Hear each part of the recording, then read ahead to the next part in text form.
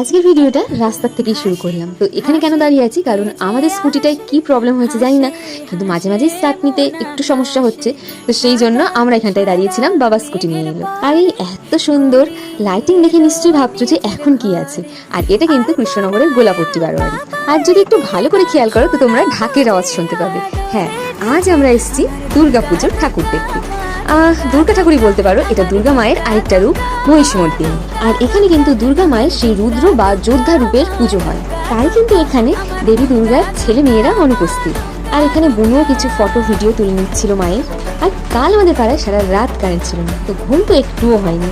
আবার এদিকে আজকেই ছিল নবমী পূজা, কাল তো দশমী, পুজো শেষ, তো মায়ের দর্শনে তো আসতেই হতো যেভাবেই হোক। আর বাড়ি ফেরার আগে মায়ের ভোগ প্রসাদ নিয়ে নিলাম।